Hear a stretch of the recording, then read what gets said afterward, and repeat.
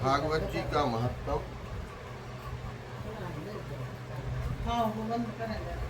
चतुर्श्लोकी भागवत महत्तम का केवल पहला अध्याय सुना। आज द्वितीय अध्याय की कथा है। हाँ, अध्याय महत्तम। प्रथम अध्याय में नारद जी का आगमन, भक्ति माता से मिलन, भक्ति माता का अपना दुख बताना और फिर नारद जी का भक्ति माता के दुख को दूर करने का प्रयास करने के लिए उद्धत होना। अभी प्रयास किया नहीं, ठीक है।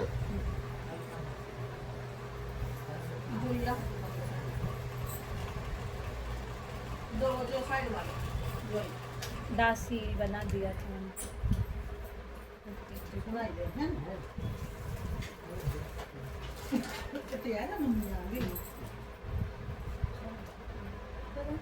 हो गया, सब बैठ रहे। सुनो, हाँ रावण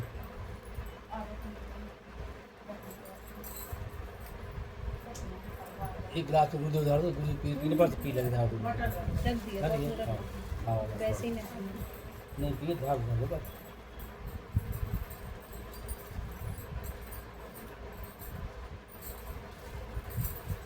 देखो, नारद जी ने भक्ति माता से बात करते हुए कहा कि इस समय ज्ञान वैराग्य का कोई काम है नहीं। कलयुग में केवल भक्ति के द्वारा ही भगवान को वश में किया जा सकता है। क्या के द्वारा? भक्ति के द्वारा।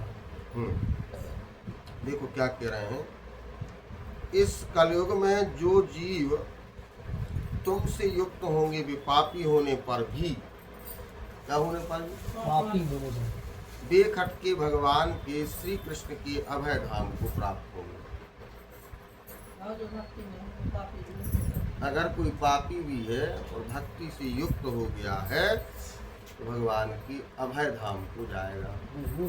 हाँ, जिनके हृदय में निरंतर प्रेम रूपिणी भक्ति निवास करती है वे शुद्ध अंतःकरण पुरुष स्वप्न में भी यमराज को नहीं देखते।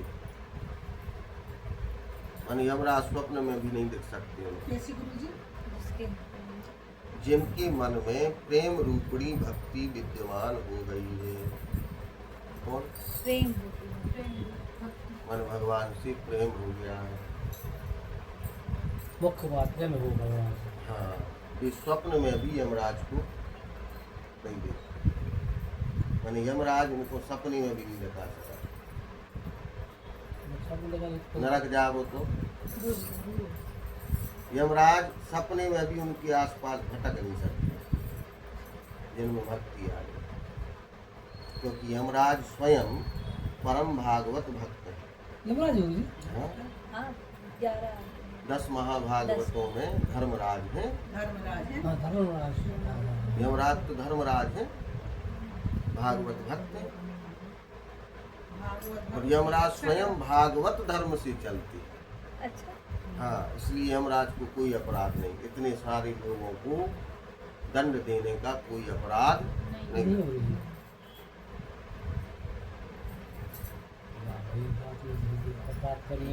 अपराधी को दंड दे रहा है, अपराधी को दंड नहीं दे रहा।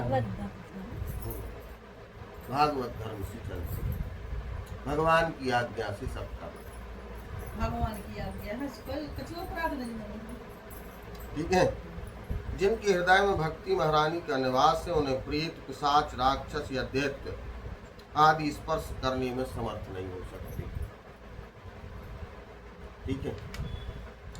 ज्ञान द्वारा कहा जा रहा है। अब तो सुनिए, अब भक्ति की विशेषता बता रहे हैं कि तुम चिंता क्यों कर रही हो, तुम कौन हो ये समझो। इससे कह रहे हैं भक्ति तप, वेद अध्ययन, ज्ञान और कर्म आदि किसी भी साधन से भगवान को वश में नहीं किया जा सकता, भक्ति से वश में किया जा सकता। और जिसके वश में भगवान हो जाए उसको कोई कछु बिगाड़ सकता। तीन लोग के स्वामी संग में फर्क है। और मनुष्यों का हजारों जन्मों के पुण्य प्रताप जब एक साथ इकट्ठे होते हैं तब भक्ति में अनुराग होता है। कलयुग में केवल भक्ति ही सार है। भक्ति से तो साक्षात श्री कृष्ण चंद्र सामने उपस्थित हो जाते हैं, और जो लोग भक्ति से द्रोह करते हैं वे तीनों लोकों में दुख ही दुख पाते हैं। क्या पाते हैं? दुख पाते हैं। पूर्व काल में भक्त का तिरस्कार करने वाले दुर्वासा ऋषि को ऐसा ही कष्ट उठाना पड़ा था। अंदर देखिए। ठीक है, तो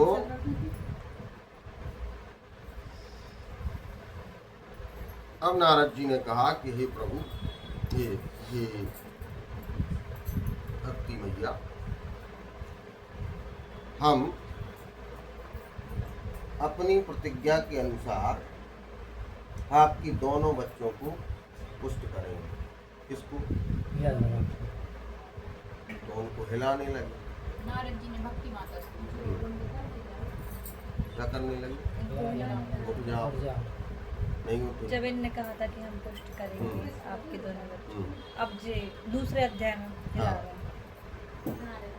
अब दुख दूर कर रहे हैं नारद जी, तो ज्ञान वैराग्य को भक्ति माता को हाँ उठा रहे। नहीं उठे। उनने सोचा ज्ञान कैसे उठता है? वेद से, क्योंकि ज्ञान कहाँ है? वेद में। हाँ। तो उनने वेद का पाठ करना चालू कर दिया। इसका वेद का वेद की ध्वनियाँ शुरू कर दी उनके कानों में, ज्ञान के भी और वैराग्य के। पर हिले भी नहीं।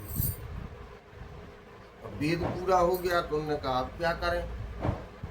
तो बोले वेद का जो अंत है वेदांत। क्या है? वेदांत।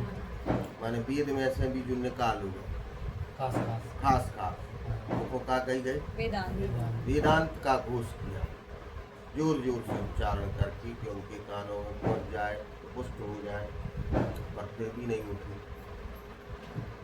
फिर भी अब क्या किया जाए? तो गीता का पाठ करना प्रारंभ किया।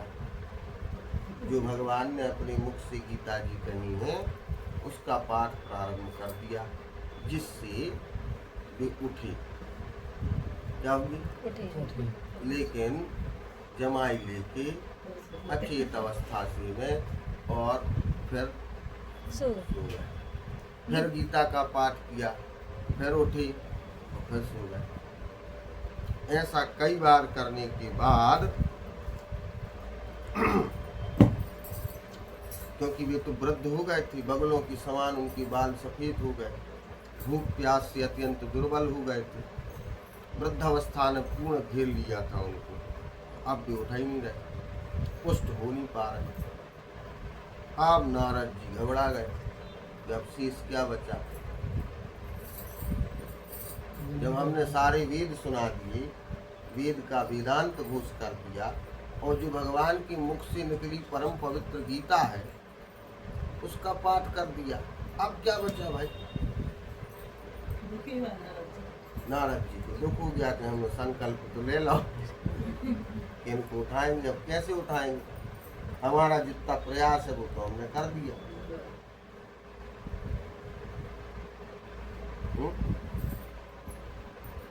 और जे उठने अच्छे तय कर लिए, सो के उठ, फिर उठ।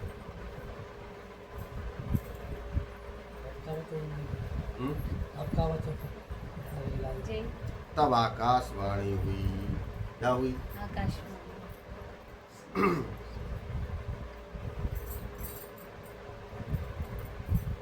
क्या कहा आकाशवाणी ने?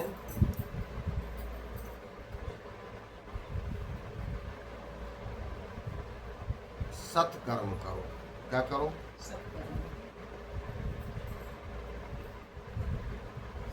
क्या करो जी? नहीं करो। सत्कर्म करो। क्या करो?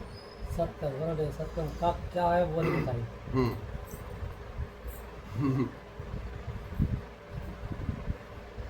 अब तो इनको समझ में नहीं आया कि सत्कर्म क्या है भैया। वेद क्या सत्कर्म नहीं? वो वेद बोले ना, लेकिन वेद तो सत्कर्म है नहीं। मैं कहा जब तो सत्कर्म नहीं मां, विचार करने की बात तो यही है, क्योंकि वेद में सब लिखा है। वेद में कर्म कांड भी है, वेद में देवी देवताओं की पूजा भी है,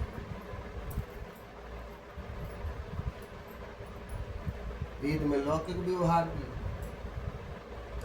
पर जो सत्य के लिए किया नहीं गया वो सत्कर्म कैसे होगा?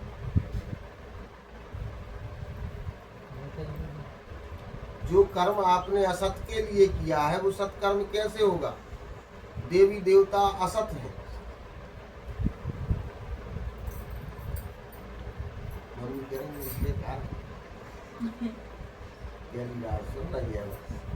देवी देवता क्या है? असत है, एक दिन उनको मर जाना।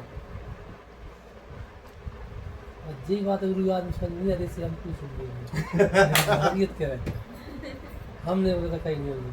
अब आदमी से क्या तो देवी तो मर बेसी मरा रहे देवी देवता वो तो अमर है, हैं? देवता तो अमर है। आदमी सर के ऊपर चलाते हैं हमारी बात, वो समझ नहीं बात के लाने सो बच जाते हम तो आज गई दिखा ली उन्हें एक बार सुन में आए थे घर पे दिया उनसे बताई खाली से देव बात सोचते हैं। अब देव तो अब यदि मनतंत्र में जाएंगे तो इंसान की गिनती कच्ची तो है ही नहीं। बस अब योग माया से बना पूरा संसार असत है, ठीक है? केवल है देवता भी एक माया से है। योग माया की वशीभूत है।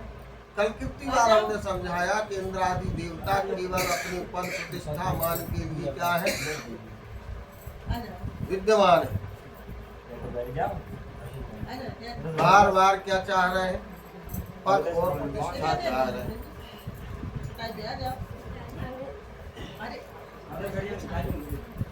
जो पद और प्रतिष्ठा चाह रहे हैं ये देवता सत्य कैसे हो सकते हैं? कोई तो यश चाह रहा है। कोई नहीं है, कोई है ही नहीं यहाँ पर।